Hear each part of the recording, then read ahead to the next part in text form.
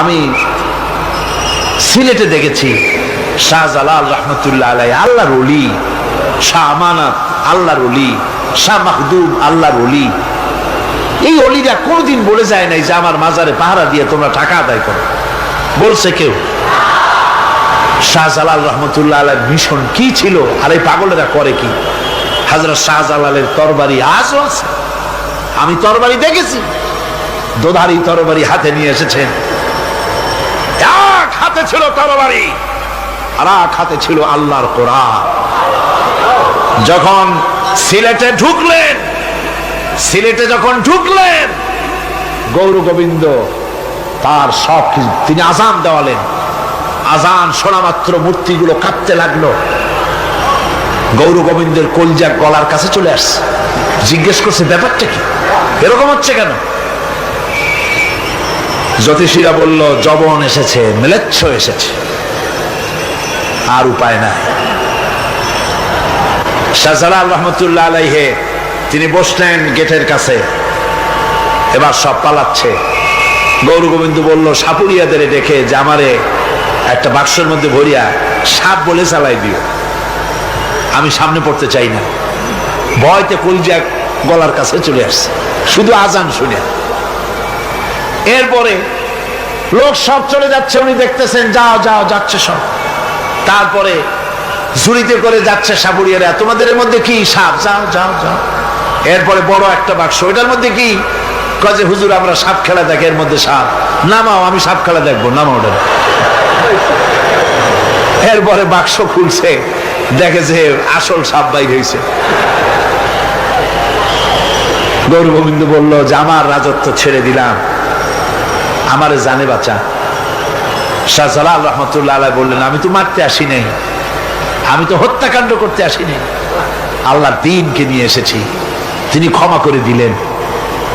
সেই শাহজালাল রহমতুল্লাহ আলাইহির মাজারে লোকেরা বিভিন্ন জায়গা দিয়ে যায়, বাস ভরে ভরে যায়, যাইয়া চাদরের উপরে যাইয়া মাথা ঘা দিতে থাকে আর কামতে থাকে।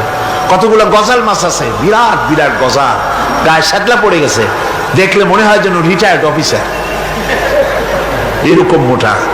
ওগুলারে মুড়ি খাওয়ায়, কলজা খাওয়ায়। একটা কুয়া আছে, পানি এত পচা, কয় যে এইটার আর এক মুখ হলো জমজমের সাথে মিশানো। নাউজুবিল্লাহ। হায়রে মানুষ, মুসলমানের আকীদা হয় এত খারাপ,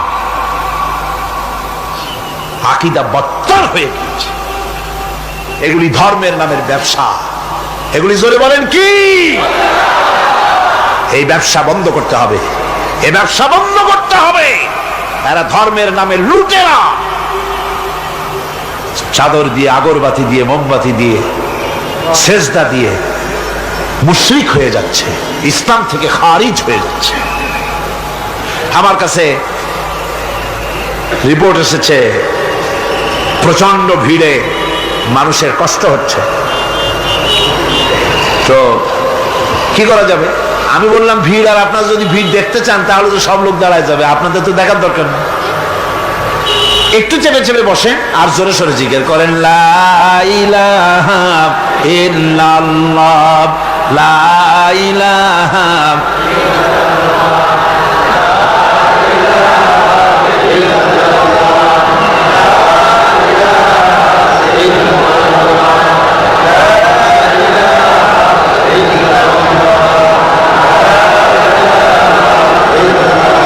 আপনি কিন্তু বসেই এগোতে পারতেন, দাঁড়ালে পরে ডিস্টার্ব হয়, হাঁটলে পরে ডিস্টার্ব হয়। নিজের কপালটারে খারাপ করেন না, এত সুন্দর আল্লাহর কথা শোনা থেকে নিজেকে মাহরুম করতে চেষ্টা করেন না। নিজেও শোনেন, অপরকেও শুনতে দেন। বসেন, মাজা ব্যথা করবে না, আল্লাহ মাজা ব্যথা ভালো বানায় দেবে যত সময় বসবেন। কোন আলহামদুলিল্লাহ। আপনারা বসছেন যে জায়গাটায়, এটা বেহেশতের টুকরা। এটা কি? এরা প্যারেড ময়দান নয়। মাজালিসুল ইলম হিয়া রাউযাতুম মিন রিয়াদিল জান্নাহ। হযরত আলী বলেছেন যেখানে ইলম চর্চা হয়, কোরআন আলোচনা হয়, হাদিস আলোচনা হয়, সেটা কোনো সাধারণ জায়গা না, সেটা জান্নাতের টুকরা হয়ে যায়। জোরে বলেন সুবহানাল্লাহ। কাজী বেহেশত থেকে শয়তানের জন্য বাইর করিয়া না দেয়, সতর্ক থাকেন। শয়তান কি চায়? যে আপনি সারাক্ষণ শোনেন? কি কোন চায়? চায় না। শয়তানের খপ্পরে পড়েন না, বসেন আর শোনেন। ইমানদার যখন বিপদে জর্জরিত হতে থাকে তখন সে ভেঙে পড়ে না, তখন অন্ধকারের বিপদের অন্ধকার বিদীর্ণ করে আলোর এক প্রভা তার চোখের সামনে উদ্ভাসিত হয়ে ওঠে। সেটা কি? সেটা হলো আল্লাহ রাব্বুল আলামিনের বাণী, ফাইন্না মাআল উসরি ইউসরান, ইন্না মাআল উসরি ইউসরা। আল্লাহ পাক বলেন, জেনে রাখো, দুঃখ এবং কষ্টের সাথে রয়েছে সুযোগ আর সুবিধা, আর অসচ্ছলতার সাথে রয়েছে উদার সচ্ছলতা। জোরে কোন সুবহানাল্লাহ। কাজে ভয় পাওয়ার কারণ নাই, হতাশ হওয়ার কারণ নাই। মন আশায় বুক বেঁধে রাখো। গুনাহ করেছ, হতাশ হয়ো না। যুবকদের গুনাহ করা স্বাভাবিক। ইউনিভার্সিটির ছাত্র, কলেজের ছাত্র, প্রফেসর, শিক্ষক, অফিসার ঘুষ খেয়েছেন, জিনা করা হয়েছে, মদ খাওয়া হয়েছে, মিথ্যা কথা বলা হয়েছে, যাই কিছু করেন না কেন ভয় পাওয়ার কারণ নাই, নিরাশ হওয়ার কোনো দরকার নাই। আল্লাহ পাক ডেকে বলেছেন, কুল ইয়া ইবাদিয়াল্লাযীনা আসরাফু আলা আনফুসিহিম লা তাকনাতু মির রাহমাতিল্লাহ। আরে আমার আল্লাহর মতো এত ভালো আর কেউ আছে? এত দরদ আর কারো আছে? আমার আল্লাহ বলেন, ও নবী আপনি শুনায় দেন, হে আল্লাহর বান্দারা, তোমরা যারা নিজেদের উপরে বাড়াবাড়ি করেছো, নিজেদের উপরে জুলুম করেছো, অত্যাচার করেছো, আমি আল্লাহর রহমত থেকে নিরাশ হয়ে যেও না। মানুষ যদি অপরাধ করে, বাপের সাথে অপরাধ করেছে, মায়ের সাথে অপরাধ করেছে, মা বাবা সন্তানের চাইতে এত বড় কল্যাণকামী তো আর কেউ নাই, কিন্তু মা বাবা কোনোদিন বলে না আয় আমার ছেলে তোরে মাফ করে দেই, এরকম বলে নাকি? মন চায় ছেলে যদি মাপ চাইতো, খুশি হয়ে মাফ করে দিতাম, কিন্তু কেন যে আসে না, ডাকে না যে আয় মাফ করে দেই। মা বাপ আপনাকে এত ভালোবাসে, সেই মা বাপও আপনাকে বলে না যে আয় মাফ করে দেই। আমার আল্লাহ হচ্ছেন এমন আল্লাহ, আল্লাহ রাব্বুল আলামিন ডাকেন, এ বান্দা খুন করেছিস ফিরে আয়, জিনা করেছিস ফিরে আয়, হত্যা করেছিস ফিরে আয়, চুরি করেছিস ফিরে আয়, কুফরি করেছিস ফিরে আয়, সুদ খেয়েছিস, ঘুষ খেয়েছিস, মদ খেয়েছিস ফিরে আয়, এসে আমার দরবারে চোখের পানি ফেল, আমার দরবারে কাঁদাকাটি কর। ইন্নাল্লাহা ইয়াগফিরুয যুনুবা জামিআ ইন্নাহু হুয়াল গফুরুর রহিম। আমার দরবারে চোখের পানি ফেলে কান, আমি রব্বুল আলামিন জিন্দেগীর গুনাহ মাফ করে দেব। সুবহানাল্লাহ কর, সুবহানাল্লাহ কর। আমার কাছে কান, চোখের পানি ফেল। আল্লাহ রাব্বুল আলামিনের কাছে বান্দার দুইটা ফোঁটা বেশি প্রিয়। একটা হলো জিহাদের ময়দানে যে রক্ত ফোঁটা দেওয়া হয়, এটা আল্লাহর কাছে প্রিয়। আর আল্লাহর ভয়তে গুনার জন্য লজ্জা করে, অনুশোচনা করে বান্দা যখন চোখের পানি ছেড়ে দেয়, আল্লাহর কাছে এটা অত্যন্ত প্রিয়। নবীজি বলেছেন, বান্দা যখন গুনার ভয়তে, আল্লাহর ভয়তে, জাহান্নামের ভয়তে অনুশোচনা করে যখন চোখ দিয়া পানি ছেড়ে দেয়, ওই চোখের পানি নাকের অর্ধেক আসতে না আসতে আল্লাহ রাব্বুল আলামিন বান্দারে মাফ করে দেন। আল্লাহ বরদাস্ত করতে পারেন না যে বান্দা কান্দে। আমার ভাইরা, আল্লাহ রহমত এই পৃথিবীতে, আল্লাহ রহমতকে 100 ভাগ করা হয়েছে। আল্লাহ রহমতের কত ভাগ? এই 100 ভাগের 1 ভাগ সারা পৃথিবীতে ছড়াই দেওয়া হয়েছে। আর 99 ভাগ কার কাছে? আল্লাহর কাছে। একটা ভাগ দুনিয়া ছড়ানো হয়েছে আদম আলাইহিস সালাম থেকে নিয়ে এই পর্যন্ত, এখান থেকে নিয়ে কিয়ামত পর্যন্ত পৃথিবীতে যত মানুষ আসবে, যত প্রাণী আসবে, তাদের মধ্যে প্রাণী জগতেও গাবি তার বাছুরকে ভালোবাসে ঠিক কিনা, হাতি তার বাচ্চাকে ভালোবাসে ঠিক কিনা, মুরগি তার বাচ্চাকে ভালোবাসে কিনা, প্রত্যেক মাই তার সন্তানকে ভালোবাসে মানুষের মতো। এই ভালোবাসা, স্নেহ, এই মমতা, এই করুণা, এই মহব্বত একটা ভাগ দুনিয়ায় দেওয়ার পর আপনি আর আমি যতটুকুন ভাগে পেয়েছি সেই মহব্বতে, স্ত্রীর মহব্বতে অস্থির, মায়ের মহব্বতে অস্থির, সন্তানের মহব্বতে অস্থির। এখন চিন্তা করেন, একটা ভাগ সারা পৃথিবীতে বিতরণ করার পর যেটুক পেয়েছি তাতে যদি এত মহব্বত হয়, তাহলে এর 99 ভাগ মহব্বত যে আল্লাহর কাছে জমা আছে, এই বান্দার জন্য তার কত মহব্বত, এই বান্দার জন্য কত করুণাতা, কত মহব্বতটা, কত দয়াটা। এজন্য আল্লাহ রাব্বুল আলামিন বলেছেন, নাব্বি ইবাদি আন্নী আনাল গফুরুর রহিম। ও আমার নবী, সুসংবাদ দিয়ে দাও, বান্দাদেরকে শোনায় দাও যে আমি আল্লাহ তাআলা ক্ষমাশীল আর দয়াবান। হুজুর কাঁদতেছিলেন, হযরত ওমর রাদিয়াল্লাহু তাআলা আনহু এসে দেখেন হুজুর একা কাঁদতেছে। হুজুর জিজ্ঞেস করছেন, হযরত ওমর জিজ্ঞেস করলেন, হুজুর আপনি কাঁদেন কেন একা একা? হযরত ওমর বলেন, আমি যখন প্রশ্ন করলাম নবীজি বললেন, আমার কাছে কিছু আগে জিবরাইল এসেছিলেন, জিবরাইল এসে আমাকে বললেন আল্লাহ পাক বলেছেন, হে আমার নবী, ইসলামের ভিতরে থেকে যে সমস্ত মানুষগুলো ইসলামের ভিতরে থেকে চুল আর দাড়ি পাকায় দিছে, কিয়ামতের দিন এই লোকগুলারে আমি শাস্তি দিতে আমার শরম হবে। হযরত ওমর বলেন, হুজুর উম্মতের জন্য কত বড় খুশ খবর এটা, আর আপনি কাঁদতেছেন। হুজুর বলেন, ওমর তুমি জানো না আমার কান্নার কারণ ভিন্ন। আমার কান্নার কারণ হলো যে আল্লাহ রাব্বুল আলামিন কিয়ামতের দিন দাড়ি চুল পাকা বান্দারে শাস্তি দিতে শরম করবেন, সেই দাড়ি চুল পাকা বান্দাগুলি আল্লাহর সাথে নাফরমানি করতে শরম করে না। আমি এই লজ্জায় কাঁদতেছি।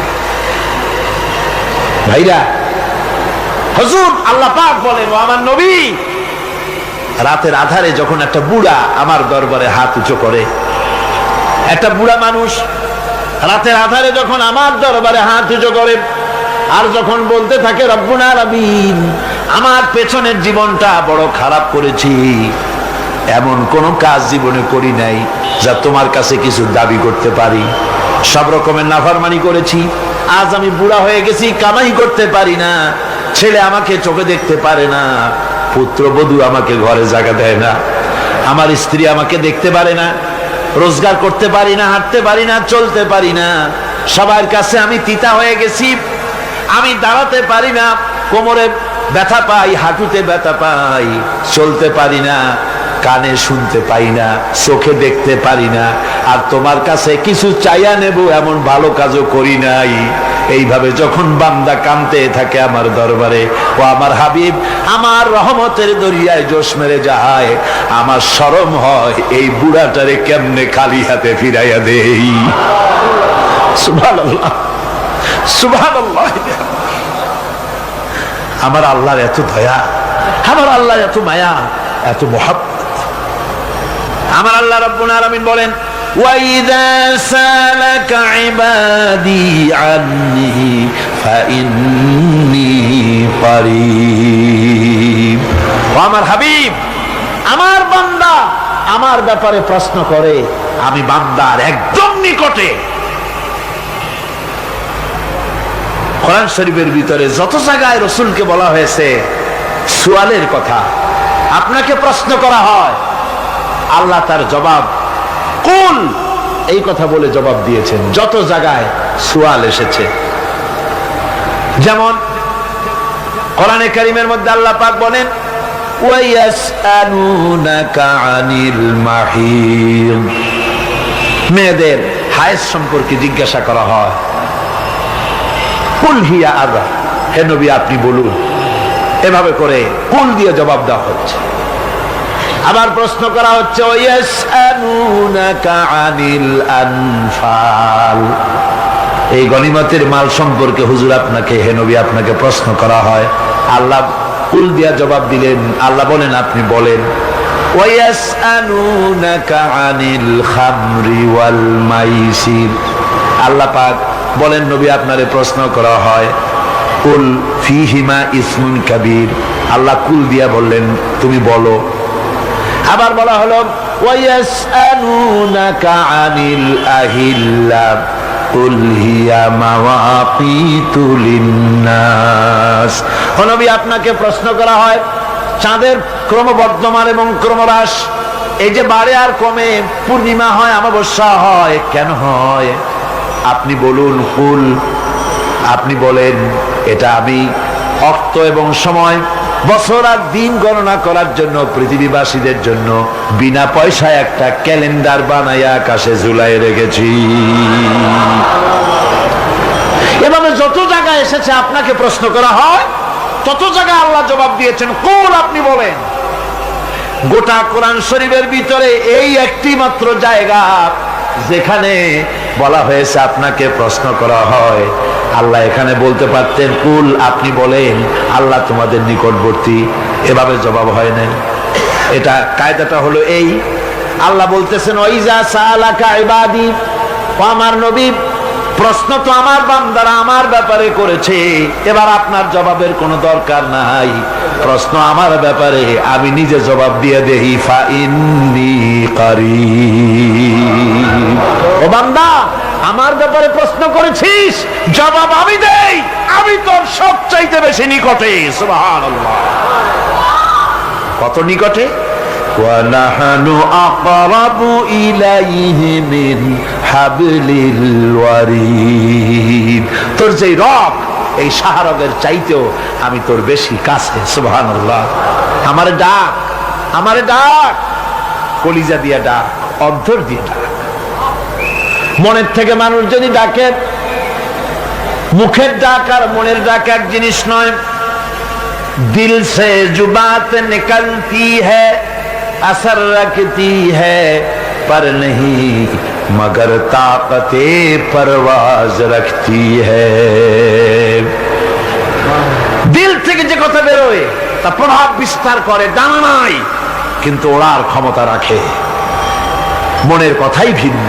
মন থেকে, দিল থেকে, কলিজা থেকে, অন্তরের গভীর কন্দর থেকে মুহাব্বতের সাথে কেউ যদি একবার বলে আল্লাহ, বলেন আল্লাহ, আল্লাহ, আল্লাহ। আল্লাহ রাব্বুল আলামিন বলেন অন্তরের অন্তঃস্থল থেকে একটি বার যদি বান্দা বলেন আল্লাহ, আল্লাহ বলেন 70 বার সাড়া দিয়া জিজ্ঞেস করি বান্দা কি চাও, আমি তোমার কাছে আছি। সুবহানাল্লাহ, আমি তোর একদম কাছে, কি চাস বল, বল আমার কাছে। এমন দয়াবান, এমন মেহেরবান, এমন আল্লাহ আমাদের। সে আল্লাহ রাব্বুল আলামিন তিনি বলছেন وقال ربكم ادعوني استجب لكم। তোমাদের রব বলেছেন আমারে ডাকো, আমি আল্লাহ ডাকের সাড়া দিয়া দেব। সুবহানাল্লাহ। কারে ডাকতে হবে? কারে ডাকতে হবে? এই বিশাল জনসমুদ্র একযোগে চিল্লা কোন কারে ডাকতে হবে? কোন পীর সাহেবকে নয়, আল্লাহর কসম কোন খাজা বাবাকে নয়, ডাকতে হবে কারে? চিল্লা এখন কারে? ওয়াকালা রাব্বুকুম উদউনি, তোমার রব তোমাকে বলতেছে আমারে ডাকো, আস্তাজিব লাকুম, আমারে ডাকবে আমি সাড়া দিয়ে দেব। সুবহানাল্লাহ। আল্লাহকে ডাকেন, কি চাই আপনার বলেন, কি চাই? আল্লাহর কাছে চান, আল্লাহ দিয়ে দিবে।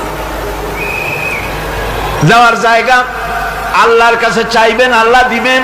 দেওয়ার জায়গা, চাওয়ার জায়গা হলো সেজদায় পড়ে যাবেন। আমার ভাইয়েরা জায়গাটা চিনায় দিলাম। মাজারে যাওয়া লাগবে না, কবরে যাওয়া লাগবে না। 2 রাকাত নামাজ পড়ে সেজদায় পড়ে গিয়া যত বিপদ আছে, মুসিবত আছে, সেজদার মধ্যে চোখের পানি ছেড়ে দেন আর কেন্দে কেন্দে জীবনের কথা বলেন। আল্লাহ রাব্বুল আলামিন আপনার আওয়াজ শুনবেন আর দোয়া কবুল করে নিবেন। কাঁদতে হবে আল্লাহর কাছে। কার কাছে? আল্লাহর কাছে। সুম্মা ইস্তাগফিরুল্লাহ, আর এরপরে সে যদি আমি আল্লাহর কাছে ক্ষমা চাই, ইয়াজিদিল্লাহ গফুরার রহিমা, সে আমি আল্লাহকে গফুর এবং রহিম হিসাবে পাবে। সুবহানাল্লাহ। আল্লাহকে গফুর এবং রহিম হিসাবে পাওয়া যাবে। সব আল্লাহকে বলতে হবে, গুনাহ মাফ চাইতে হবে। এই জন্য হুজুর সাল্লাল্লাহু আলাইহি ওয়াসাল্লাম দৈনিক 100 বার তওবা করতেন। কোন হাদিসে আছে 70 বার, কোন হাদিসে আছে 100 বার তওবা করতেন।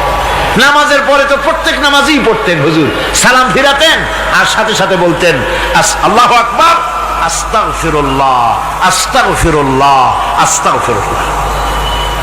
মনে থাকবে আপনাদের? মনে থাকবে? সালাম ফিরাইয়া কি বলবেন? না, সালাম ফিরাবার সাথে সাথে বলবেন আল্লাহু আকবার, তারপরে পড়বেন আস্তাগফিরুল্লাহ, আস্তাগফিরুল্লাহ, আস্তাগফিরুল্লাহ।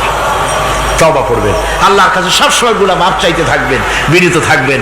আল্লাহকে পাওয়া যাবে, তাকে রহিম হিসেবে পাওয়া যাবে। সুতরাং ঈমান বিল্লাহ, আল্লাহর প্রতি ঈমান আনলে পরে চতুর্থ নম্বরের যে উপকারটা হবে সেটা হলো হতাশায় ভুগবে না, নিরাশায় ভুগবে না, আশায় বুক বেঁধে উঠবে, ঈমান মজবুত হবে, আল্লাহর কাছে মানুষ বিনয়ী হয়ে যাবে। এবার পঞ্চম নম্বরের উপকার আমি বলছিলাম, ঈমান বিল্লাহ, আল্লাহর প্রতি ঈমান আনলে পরে অসংখ্য উপকার হয়, অসংখ্য বৈশিষ্ট্য আছে। এর 6টা উপকারের কথা আমি বলবো। কয়টা? অসংখ্য উপকারের ভিতরে প্রধান 6টি উপকারের কথা বলবো। এর বললাম কয়টা? 4টে বলছি। এবার বলো পঞ্চম উপকারের কথা।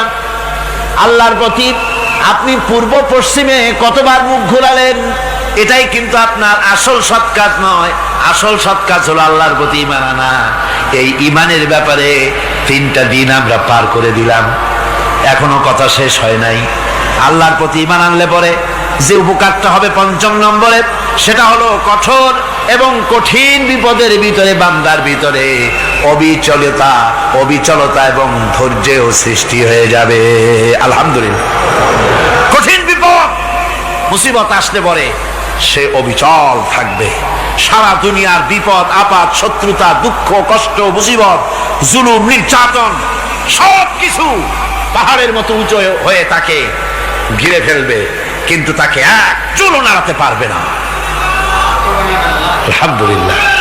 সারা পৃথিবী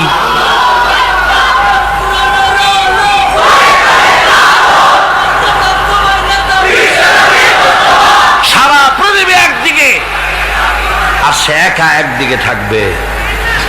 বিরোধিতা তো হবেই, বিপদ তো আসবেই। কবি বলতেছেন, সাথে জাকা রহা হ্যায় अज़ल से ता इमरोज, सतेजा का रहा है अज़ल से ता इमरोज, चरागे मुस्तफावी से शरारे बुलहबीस। সে আবহমান কাল থেকে শুরু করে মুস্তাফা সাল্লাল্লাহু আলাইহি ওয়াসাল্লামের দীপ শিখার সাথে আবু জাহেল, আবু লাহাবের অগ্নিস্ফুলিঙ্গের টক্কর লেগেই আছে। রাসূলুল্লাহ আল্লাহর দেওয়া এই বিধান, এই দ্বীনের বাতিটা টিম টিম করে চলেছে। আর গোরকি, টর্নেডো, হাজার হাজার মাইল বেগে হেরিকেন এসেছে, গোরকি এসেছে, টর্নেডো এসেছে, টাইফুন এসেছে, কিন্তু এই আলো নিভাইতে পারে নাই। সুবহানাল্লাহ। এই আলো নিভাতে পারে নাই। এই শত্রুতা চিরকালের, নিভাতে পারবে না। কারণ হচ্ছে আল্লাহ রাব্বুল আলামিন বলেছেন, ইউরিদুনা লিইউতফিউ নূরাল্লাহি বিআফওয়াহিহিম ওয়াল্লাহু মুতিম্মু নূরিহি ওয়ালাউ কারিহাল কাফিরুন। ওরা চায় মুখের ফু দিয়ে আমার আলোকে নিভিয়ে দেবে, কিন্তু আমি আমার আলোকে পূর্ণতা দান করব। তাতে কাফের বেঈমানদের কলজায় যত জ্বালা যন্ত্রণা হোক, আমার দ্বীন কেউ মিটাই দিতে পারবে না। সুবহানাল্লাহ। সুতরাং বিপদে অবিচলতা আসবে, সে অটল হবে, মজবুত হবে। কোরআনে কারীম বলতেছে, ওয়া কাযালিকা জাআলনা লিকুল্লি নাবিয়্যিন আদুওয়াম মিনাল মুজরিমিন। এই পৃথিবীতে এমনি করে আমি সকল নবীদের শত্রু বানিয়েছি, সব পাপিষ্ঠ অপরাধীদেরকে। নবীদের সাথে বিরোধিতা করেছে কারা? পাপিষ্ঠরা, অপরাধীরা। আজও খুঁজে দেখেন, আজও ইসলামী আন্দোলনের বিরোধিতা যারা করে সবগুলি কি? পাপিষ্ঠ। সত্য কি না কর? ইসলামী আন্দোলনের বিরোধিতা যারা করে হিসাব করে, চোখ দিয়ে তাকায় দেখেন, খুঁজে দেখেন তাদের নামগুলি। মদখোর, জিনাকার, বদমাশ, চোর, হাইজাকার, বেনামাজি, লুটেরা, মিথ্যাবাদী, সবচাইতে সমাজের নিকৃষ্ট লোকগুলি ইসলামের বিরুদ্ধে।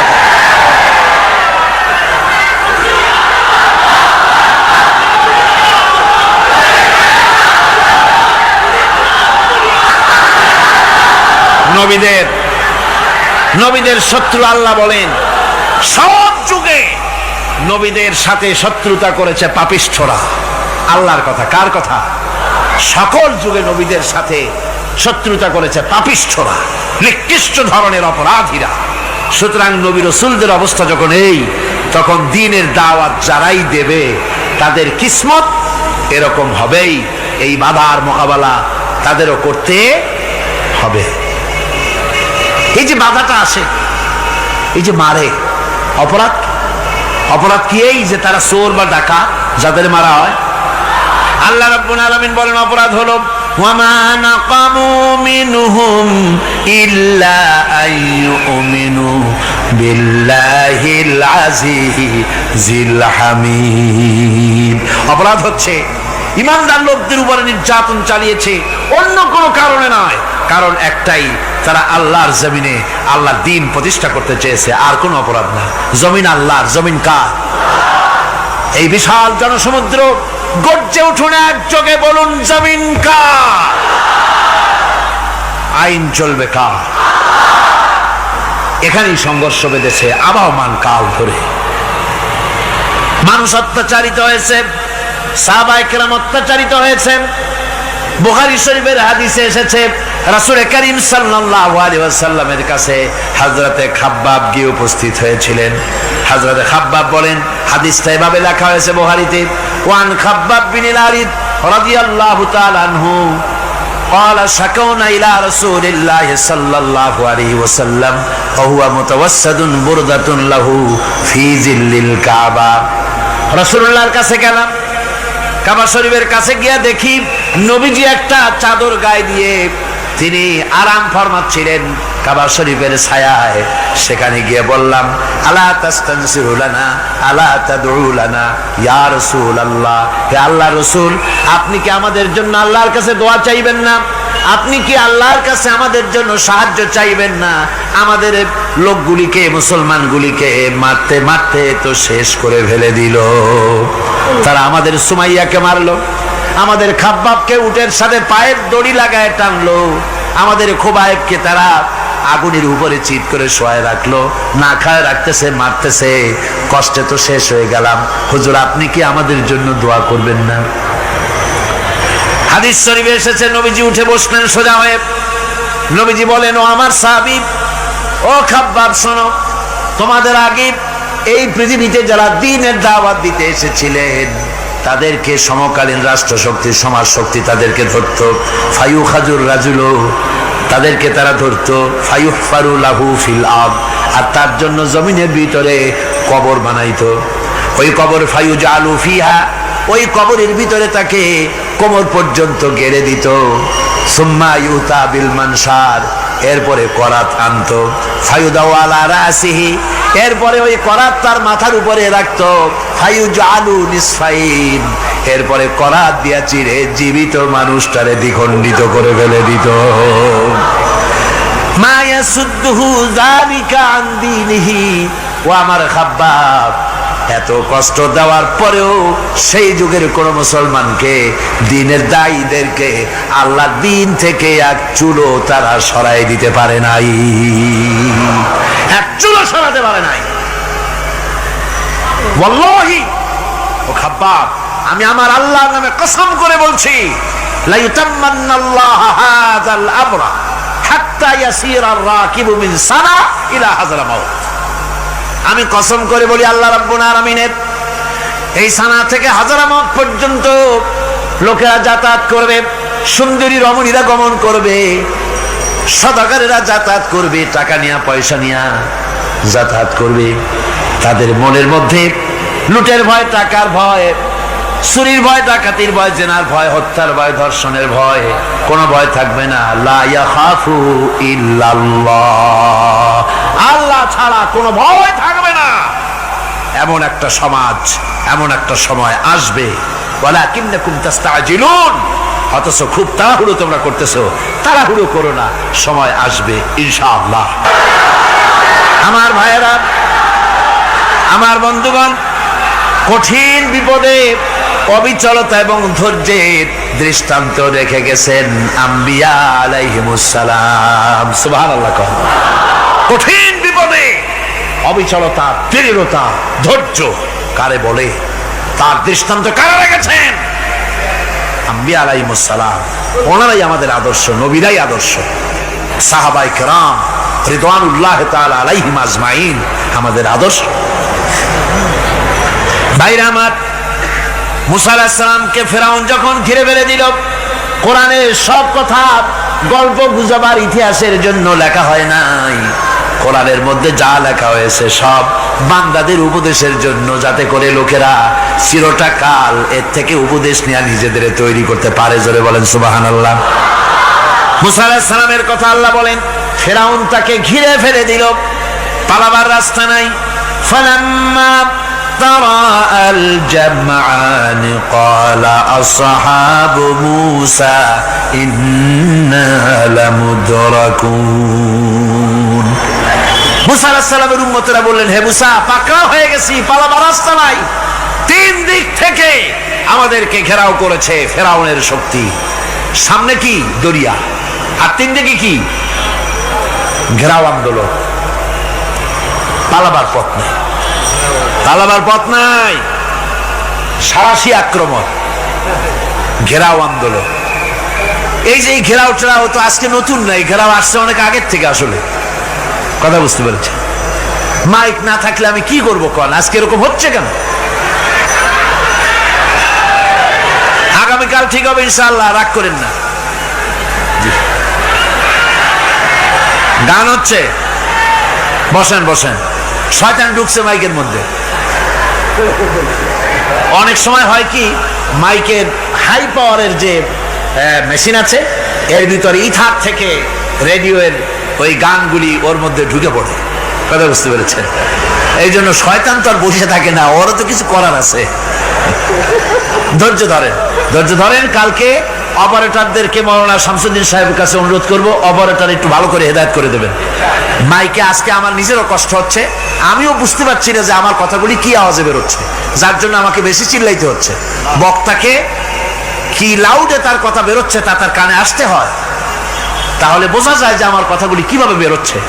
এটা এই অবস্থায় সিচুয়েশন আজকে নাই, এবং লোকেরাও মাইকের ব্যাপারে আজকে অভিযোগ করেছে, যা বিগত 16 বছরে করে নাই। সেটার ব্যাপারে কোথাও কোনো অসুবিধা হয়েছে?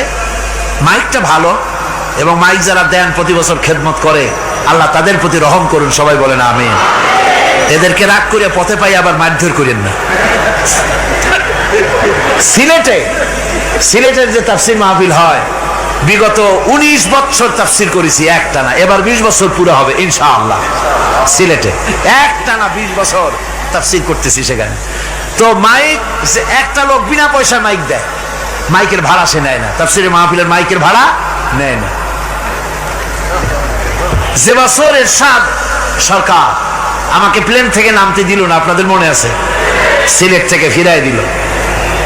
এই খবরটা মাইকম্যান যখন শুনেছে যে আমাকে নামতে দেয় নাই, ফিরাই দেওয়া হয়েছে, সাথে সাথে স্ট্রোক করেছে, হার্ট ফেল করে দুনিয়া থেকে বিদায় হয়ে গিয়েছে। সিলেটে তাফসির হতে পারবে না, এই কথা সে বরদাস্ত করতে পারে না। আমি কেঁদেছি আর দোয়া করেছি, আল্লাহ, কোরআনের মহব্বতে লোকটার এই অবস্থা হলো, তোমার জান্নাত তুমি দয়া করে তাকে দান করে দিও। কাজে কোনো ব্যবসায়ী চায় না যে তার ব্যবসাটা খারাপ হোক, লোকেরা মন্দ বলুক। এ মাইকের ব্যাপারে আপনারা আজকে রাগারাগ করেন না, যা হয়েছে কালকে ভালো হবে ইনশাআল্লাহ। সবাই বলেন ইনশাআল্লাহ। এখন চলেন আমরা ফেরাউনের অবস্থা দেখি গিয়া কি করতেছে ফেরাউন। মুসা আলাইহিস সালামকে ঘেরাও করে ফেলেছে, পালাবার উপায় নাই। একদিকে দরিয়া, তিন দিকে ফেরাউনের শক্তি। এই যে ঘেরাও টেরাও, মানে নতুন তো না, ধর্মঘট নতুন না, এ পুরানা জিনিস। এই পৃথিবীতে সর্বপ্রথম ধর্মঘট কিসের উপরে হয়েছে জানেন? এই পৃথিবীর প্রথম ধর্মঘট হয়েছে পেঁয়াজ, রসুন আর ডাইলের উপরে, মুসা আলাইহিস সালামের জামানায়।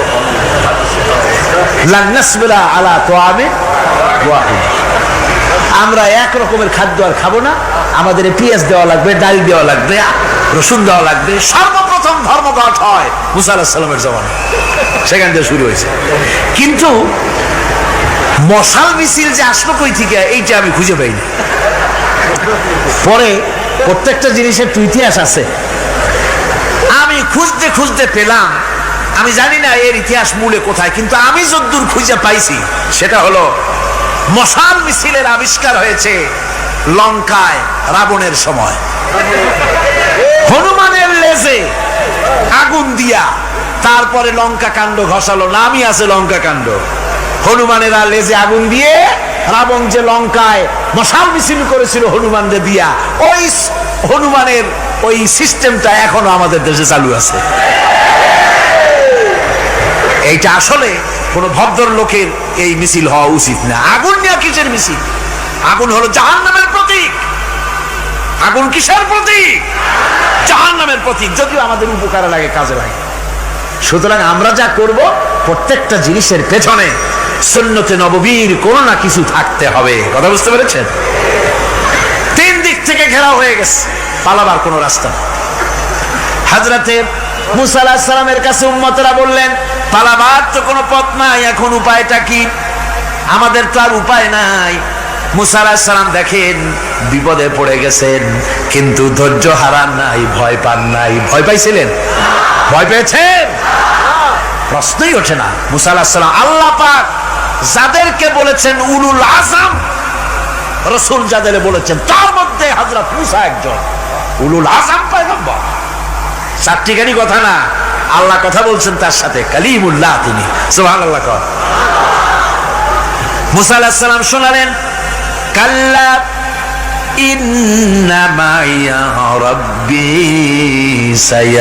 সায়াহদিন। কখনো নয়, আমার উম্মতেরা ভয় পেও না, আমার রব অবশ্যই আমাকে পথ দেখাবে। সুবহানাল্লাহ। তিন দিক থেকে শত্রু, একদিকে দরিয়া, পালাবার কোন রাস্তা নাই। সেখানে দৃঢ়তার সাথে তিনি বলছেন, অবশ্যই আমার আল্লাহ আমারে পথ দেখাবে। সুবহানাল্লাহ। নবীরা এই দৃঢ়তা দেখিয়েছেন, অবিচলতা দেখাইছেন। আল্লাহ পাক মুসা আলাইহিস সালাম যখন এই দৃঢ়তা দেখালেন, এই অবিচলতা দেখালেন, সঙ্গে সঙ্গে জিবরাইল এসে হাজির হয়ে গেলেন। আল্লাহ পাক বলেন, ফাআওহাইনা ইলা মূসা আন আদরিব বিআসাকাল বাহরা ফানফালাকা ফাকানা কুল্লু ফিরকিন কাত্তাউদিল আযীম। মূসা আলাইহিস সালামকে আমি ওহী নাযিল করলাম, তাকে বললাম হাতে যে লাঠি আছে, এই লাঠি দিয়ে আঘাত করো দরিয়ার উপরে। দরিয়ার উপরে আঘাত করলেন, একটা রাস্তা হয় নাই, 12টা রাস্তা তৈরি হয়ে গেল। আর দেওয়ালগুলা পাহাড়ের মতো উঁচা হয়ে গেল। দরিয়ার ভিতরে পাহাড়ের মতো উঁচা, মজবুত 12টা রাস্তা। এবার মুসা আলাইহিস সালাম তার দলবল নিয়ে চললেন। আল্লাহ রাব্বুল আলামিন বলেন, ওয়া আনজাইনা মূসা ওয়া মান মাআহু আজমাইন। মুসা এবং তার সাথী সঙ্গীদেরকে আমি পার করে দিলাম। মুসা আলাইহিস সালাম এবং তার সাথী সঙ্গী নিয়ে যখন দরিয়ার মাঝখানে আসছে, ফেরাউন তার দলবল নিয়ে এসে গেছে। আসে দেখে নদীর মধ্যে রাস্তা। বাবা, খুব তো কায়দা। ও মনে করছে ওর বাজানের তৈরি করা ডিস্ট্রিক্ট বোর্ডের রাস্তা। ওর লোকজন নিয়ে নেমে গেছে দরিয়ার ভিতরে, ও আসছে মাঝখানে, মুসা আলাইহিস সালাম চলে গেছেন ওপার, দরিয়া পার। মাঝখানে যখন এসে গেল, আল্লাহ রাব্বুল আলামিন পানিকে অর্ডার করলেন, কুন। আল্লাহর তো বটন টেপা লাগে না, মুখ দিয়া কোনো হুকুম করা লাগে না, শুধু বলেন কোন, যে ব্যাপারে কোন বলেন ফায়াকুন, সাথে সাথে হয়ে যায়। আল্লাহ বললেন কোন, আর অমনি রাস্তা বন্ধ হয়ে গেল। এবার তুফান শুরু হয়েছে নদীতে, ঢেউয়ের উপরে ঢেউ, মৌজুন কাল জিবাল, পাহাড়ের মতো উঁচু হয়ে হয়ে ঢেউ আসতেছে। দলবল ঘোড়া আর অস্ত্রপাতি যা ছিল সব মরিয়া শেষ। এবার ফেরাউন একা উপরে ওঠে আর নিচে নামে, পানি খেতে খেতে পেটের কাম সারা, জনমের খাওয়া খাইছে পানি। এখন জান যায়, বাঁচবার আর উপায় নাই, বাঁচবার আর উপায় নাই। ফেরাউন তার নিজের জীবন সম্পর্কে হতাশ হয়ে গেল। এবার ফেরাউন বলতেছে, আমানতু আন্নাহু লা ইলাহা ইল্লাল্লাযী আমানাত বিহি বানু ইসরাঈল। আমি ঈমান আনলাম, আমি ঈমান আনলাম আল্লাহ ছাড়া কোন ইলাহা নাই। ওই আল্লাহর উপর ঈমান আনলাম যে আল্লাহর উপর ঈমান এনেছে বনি ইসরাঈলেরা। আল্লাহ যাতে ঠিক পায় যে কোন আল্লাহর উপর ঈমান আনছে। বনি ইসরাঈলের আল্লাহর উপর ঈমান আনলাম। আল্লাহ এই তো মুসলমান হয়ে গেছি, এরপরও আমার সুবাও কেন? আল্লাহ রাব্বুল আলামিন জবাবে বলেন, আল আন, এখন ওয়াকাদ আসাইতা ক্বাবলু ওয়া কুনতা মিনাল মুফসিদিন। এখন ঈমান আনার কথা বলছো, অথচ যুগের পর যুগ, বছরের পর বছর ধরে আমার মানুষের উপরে মন গড়া আইন চালায়েছ, আমার পয়গম্বরের সাথে বেয়াদবি করেছ। আজ তোমাকে আমি ছাড়ছি না, তোমাকে আজকে ছেড়ে দেব না, আমি তোমাকে মারব। আর সমস্ত প্রাণীগুলিকে, স্থলচর প্রাণীগুলিকে আল্লাহ পাক অর্ডার দিয়া দিলেন, এই ফেরাউনের লাশকে ডুবাবি না, পচাবি না, খাবি না। আল ইয়াউমা নুনাজ্জিকা বিবাদানিক, আমি তোমার শরীরে বাঁচায় দেব। পোকে খাবে না, পানিতে পচবে না, মাছে খাবে না, কুমিরে খাবে না, দুনিয়ার কোনো পশুতে খাবে না। আমি তোরে শুটকি বানাইয়া রাখবো, যাতে করে দুনিয়ার সমস্ত ফেরাউন যত যুগে যুগে আসে তোরে দেখে যেন হেদায়েত নিতে পারে। ফেরাউনকে আল্লাহ শুটকি বানায় রাখছে। আমি ফেরাউনদের লাশ দেখেছি ব্রিটিশ মিউজিয়ামে। ফেরাউন তো একটা না, অনেকগুলা। আসলটারে অবশ্য দেখিনি। ব্রিটিশ মিউজিয়ামে ওই ফেরাউনগুলার লাশ যখন অসুবিধা হয়, মমিগুলি, তখন ইংল্যান্ডে নিয়ে যায় চিকিৎসা করাবার জন্য। চোখ টোক আছে গর্তের ভিতরে, তারপরে চামড়া টামড়া হাড়ের সাথে মিশানো, ওইভাবে চেহারা দেখলে মনে হয় যে সত্যি ফেরাউনিগুলো। আর ব্রিটিশের কাম মিশর থেকে নামছে এমন কোনো জিনিস নাই। আমি সেখানে এক বক্তৃতা বলছিলাম, আপনারা এদের এখন সভ্য, এদের এখন ভদ্র, এরা হলো ইন্টারন্যাশনাল চোর। ওরা সারা দুনিয়া চুরি করেছে। লন্ডনে বক্তৃতা করেছি, সারাটা দুনিয়া চুরি করছে, আমাদের দেশকে শোষণ করেছে। এই বিশাল ভূভাগকে শোষণ করে ইংল্যান্ডের দ্বীপটাকে তারা সাজাইছে। তারা ময়ূর সিংহাসনের, শাহজাহানের ময়ূর সিংহাসনের ময়ূরের বাম চোখে কোহিনূর মণি লাগাইছিলেন। শাহজাহান ময়ূরের ডান চোখে কোহিনূর মণি লাগায় নাই। কোহিনূর মণির অনেক দাম, আমি দেখে এসেছি মণি। এখন সেটা কুইন এলিজাবেথের মুকুটে শোভা পাচ্ছে। সেই মণি এমনি বলে প্রবাদে 7 রাজার ধন এক মাণিক্য, বলেন এরকম অনেক দাম। শাহজাহান দেখালেন, আমি মুসলমান, আমার কাছে এটার দাম নাই, এই জন্য ময়ূরের ডান চোখে লাগালাম না, বাম চোখে লাগাই দিলাম। এইটারে চুরি করছে।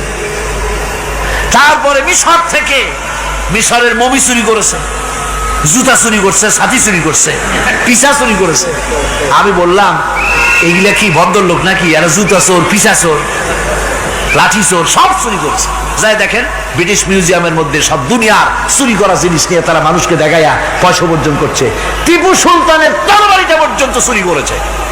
আজও পর্যন্ত ব্রিটিশ মিউজিয়ামে টিপু সুলতানের তরবারিটা আছে, আমি তরবারিটা দেখে এসেছি। আমার বন্ধুগণ, বলতেছিলাম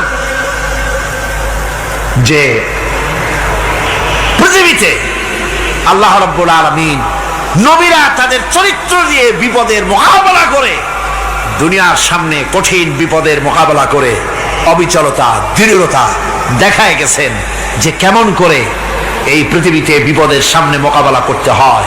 ধৈর্য ধরতে হবে। বিপদ আসবে পাহাড় সমান হয়ে, আপনাকে ধৈর্য ধারণ করতে হবে সেভাবে বুক বেঁধে। যেহেতু এটা যদি বিশ্বাস হয় যে আমার কিসমতে যা আছে তার থেকে বেশি কিছু হবে না, তাহলেই আপনার ধৈর্য আসবে, ভয় পাবেন না। কথা ঠিক কিনা কন?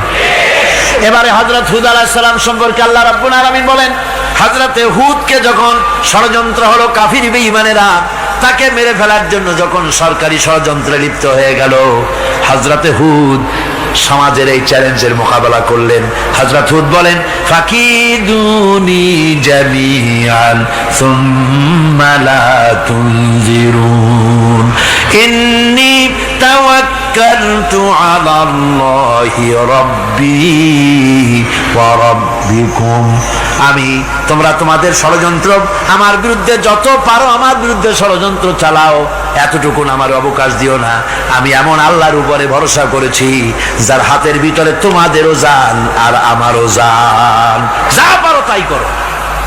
সরকার সমস্ত শক্তি একত্রিত হয়ে আমার মোকাবেলা করো। একদিকে হুদ আলাইহিস সালাম, আর একদিকে গোটা জাতি। হযরত হুদ ভয় পায় নাই। সুবহানাল্লাহ খান।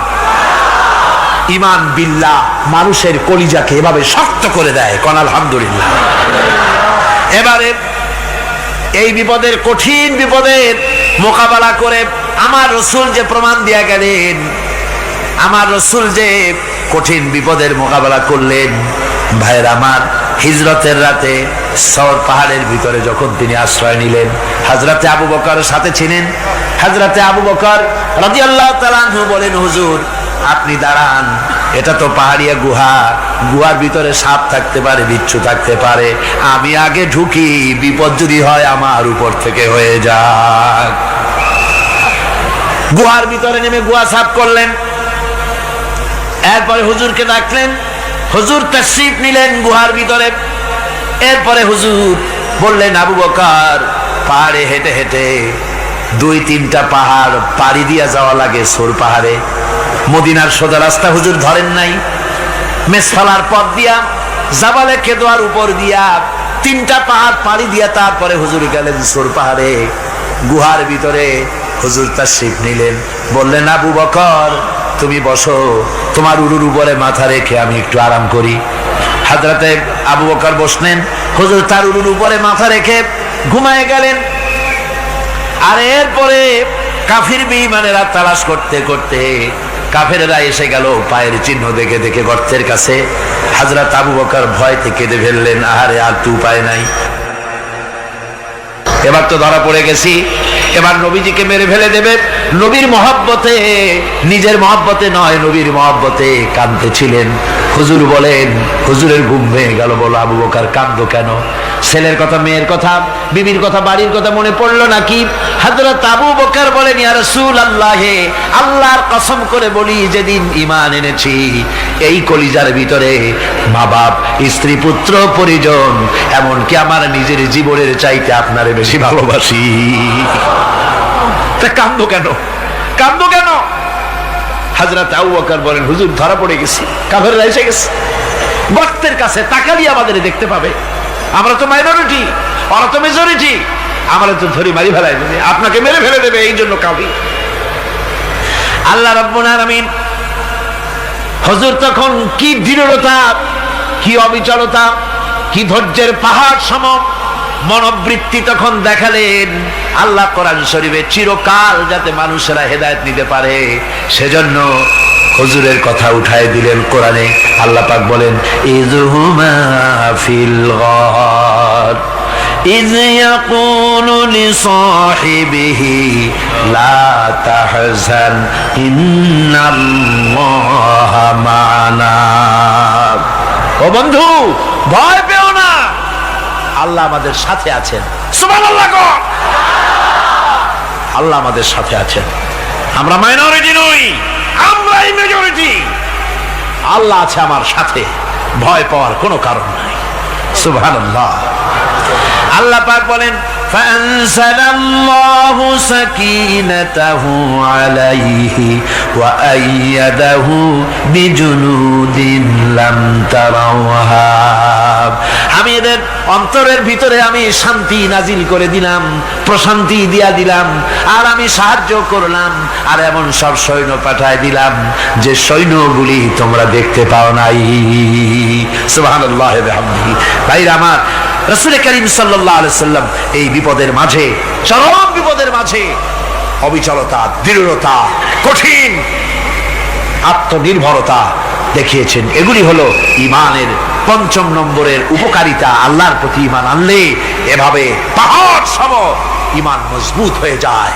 জেলের পরোয়া করি না ফাঁসির পরোয়া করি না শহীদ হওয়ার পরোয়া করি না মেরে ফেলে দেবে উড়ায় দেবে হত্যা করবে পরোয়া করি না পরোয়া করি কেবলমাত্র কাকে জোরে বলেন কারে এইরকম মুসলমান হাজার হাজার লাখ লাখ দরকার নাই 313 জন যথেষ্ট কয়জন যথেষ্ট 313 জন যথেষ্ট বদরে যারা জান দিয়ে মাল দিয়ে দিনকে প্রতিষ্ঠিত করেছিলেন এরকম 313 জনই যথেষ্ট ছিল এই দৃঢ়তা এই অবিচলতা এই ঈমান এই ধৈর্য শিক্ষা দেয় এই উপকার করে ঈমান বিল্লাহ আল্লাহর প্রতি ঈমান আনলে এভাবে পাহাড়ের মতো শক্ত হয়ে যায় কলিজা কোন আলহামদুলিল্লাহ আমার বন্ধুগণ এবার আমি বলবো সর্বশেষ উপকারের কথাটা বলি মোনাজাত ছেড়ে দেব কয়টার কথা বলছিলাম উপকার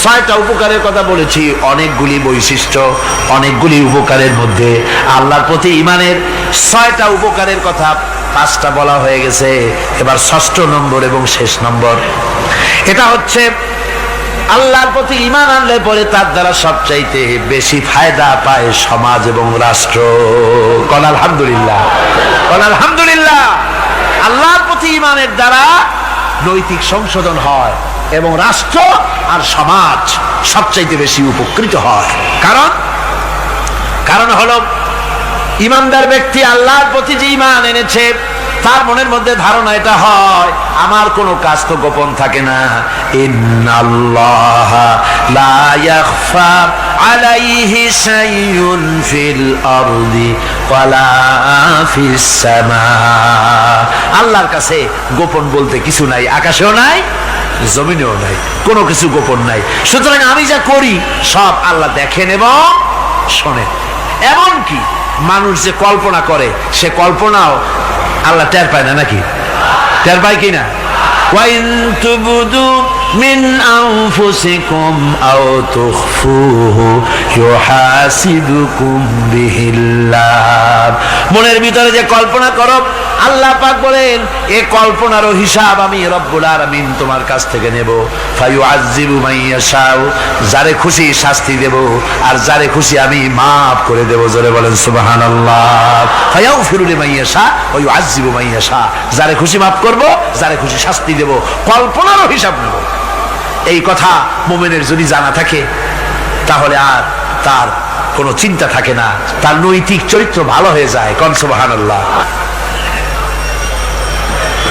আমার বন্ধুগণ ঈমানদার লোক আল্লাহর প্রতি ঈমান আসলে পরে সমাজ উপকৃত হয় রাষ্ট্র উপকৃত হয়ে যায় যেহেতু বান্দা জানে আমি দায়িত্বহীন কোনো কথা বলতে পারবো না দায়িত্বহীন কোনো কাজ করতে পারবো না আল্লাহ পাক বলেছেন মা ইয়ালফিযু মিন কাউলিন ইল্লা লাদাইহি রাকীবুন আতীদ বান্দা এমন কোনো কথা বলে না যে কথা আমার ফেরেশতারা রেকর্ড করে না রাখে কাজী মুমিন ব্যক্তি আল্লাহর ভয়তে দায়িত্বহীন কথা বলবে না নির্বাচন আসতে পরে রাস্তা সোনা দিয়ে বান্দায় দেব এই করব সেই করব না খাইয়া কেউ মরবেন না আসে না নির্বাচনের সময় সেরাগালি বদনারা মঞ্চে দাঁড়িয়ে কত বড় বক্তৃতা করে, ভাইয়ের আমার, বোনের আমার, এবার আমার বোতল মার্কা বাক্স, আপনারা আমাকে ভোট দিয়ে দেশ এবং জাতির আরেকবার 12:30 বাজাইবার সুযোগ দিন। এবার ক্ষমতায় গেলে কেউ না খাইয়া মরবেন না, কিন্তু কি খাইয়া মরবে তাও বলেন। এর মানে হতে অর্থ হচ্ছে এই, ওরা যদি ক্ষমতায় যেতে পারে তাহলে বিষ খাইয়া হোক, গুলি খাইয়া হোক, কিছু না কিছু খেয়ে মরতে হবে। একেবারে খালি পেটে মরলে গ্যাস্ট্রিক হওয়ার সম্ভাবনা আছে। ঈমান বিল্লাহ যদি না থাকে, আল্লাহর ভয় যদি না থাকে, তাহলে দায়িত্বহীন কথা বলে। আর আল্লাহর ভয় যদি থাকে তাহলে নৈতিকতার সংশোধন হয়ে যায়, দায়িত্বপূর্ণ কথা বলে, মানুষকে ফাঁকি দেয় না। আমার বন্ধুগণ,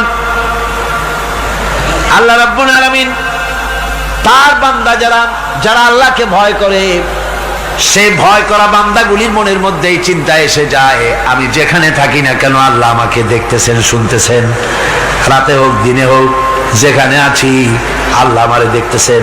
আল্লাহ পাক বলতেছেন, ওয়া হুয়া মাআহুম ইজ ইউবাইতুনা মা লা ইয়ারদা মিনাল কওলি ওয়া কানা আল্লাহু বিমা ইয়ামালুনা মুহীতা।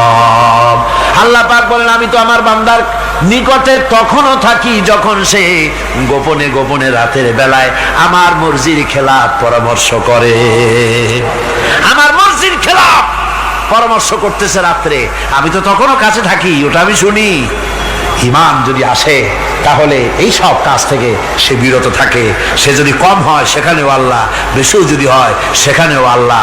এমন কোন জায়গা আছে নাকি চিটাগংয়ে যেখানে আপনি একটা আকাম করবেন আর আল্লাহ টের পাবে না? কোন আছে নাকি? আচ্ছা, চট্টগ্রামে না থাকুক, বাংলাদেশের কোন জায়গা আছে নাকি? পার্বত্য চট্টগ্রামে যত পাহাড় আছে, উঁচু নিচে জায়গা আছে, ওই জায়গায় বোধহয় আছে নাকি? সারা পৃথিবীতে আছে কোথাও? আল্লাহকে ফাঁকি দেওয়ার জায়গা কোথাও? সব স্পষ্ট। আল্লাহ কি ঘুমায় নাকি? ঘুমায়? তার কাছে দিনও যায়, রাতও তাই। সমানে তিনি দেখতে পান, শুনতে পান, সবকিছু দেখতে পান, সবকিছু শুনতে পান। তাকে ফাঁকি দেওয়ার কোনো উপায় নেই। এই জন্য 6 নম্বরের উপকার যেটা হয় সেটা হলো সমাজ উপকৃত হয় ওই মানুষ দিয়ে যার মধ্যে ঈমান আছে। হযরত ওমর রাদিয়াল্লাহু তাআলা আনহু রাতের আধারে শেষ রাত্রে ঘুরতেছিলেন, দেখেন এক বাড়িতে কথা হচ্ছে, কথাবার্তার আওয়াজ পাওয়া যায়। মনে করলেন কোনো অসুখ বিসুখ নাকি। ঘরে গিয়ে কান পাচ্ছেন দেওয়ালের সাথে, শুনতে পাচ্ছেন ভিতরে বুড়ি মা তার মেয়েকে বলছে, এই মেয়ে ওঠ, উটের দুধ দোয়াই নিয়ে আসছি, এর মধ্যে পানি মিশা, তারপর সকালে বাজারে নিয়ে যা। মেয়ে বলছে, মা এই কামটা আমি পারবো না। কেন পারবি না? হযরত ওমর ফরমান জারি করেছেন, দুধে পানি মিশাতে নিষেধ করেছেন, কাজে এই কাজটা আমি পারবো না। আরে বেটি, আমিরুল মুমিনিন দেখ এখন কোথায় যায়, ঘুমায় আছে, সে কি দেখতেছে নাকি যে পানি মিশাই না কি মিশাই? মেয়ে বলতেছে, মা আমিরুল মুমিনিনকে ফাঁকি দেওয়া যেতে পারে, তার পুলিশ বাহিনীকে ফাঁকি দেওয়া যেতে পারে, কিন্তু আল্লাহ রাব্বুল আলামিনের চোখকে ফাঁকি দেওয়া যাবে না। হযরত ওমর এই কথা শুনে বাড়ি চলে গেলেন আর নিজের ছেলেকে ডেকে বললেন, ছেলে আমার, অমুক জায়গায় একটা বাড়ি আছে, সেখানে একটা যুবতী মেয়ে আছে, ওই মেয়েটার বিয়ে হয়েছে কিনা শোনো, যদি বিবাহ না হয়ে থাকে তুমি তোমার নিজের বিয়ের প্রস্তাব দাও। আমিরুল মুমিনিন এই মেয়েটা সুন্দরী কেমন, স্বাস্থ্য কেমন কিছুই দেখলেন না, দেখলেন তাকওয়া। কি দেখলেন? আল্লাহর ভয়। আল্লাহর ভয় যখন একটা জাতির মধ্যে আসে, পুলিশ লাগে না, পুলিশের কাজ কমে যায়। পুলিশ তো পাহারা দিতে দিতে অস্থির হয়ে যায়, সারা রাত দিন সমানে কষ্ট করতে হয় তাদের। অধ্যাপক মুফিজুর রহমান সাহেব কালকে যে কথাটা বলছিলেন, আসামি পুলিশেরা কত কষ্ট করে জানবাজি করে আসামি ধরে, আর টেলিফোন আসে, হ্যালো কে, চিটাগংয়ের এসপি নাকি? বলে হ্যাঁ। কারে ধরছো? ধরছি তো বল্টু মিয়ারে। ছাড়ো মিয়া, বল্টু আমার দলের লোকটা তুমি ঠিক পাও নাই, তোমার নাক টাইট দিয়ে দেবে। বল্টুরিও ছাড়ো আর তার বন্দুকও ছাড়ো।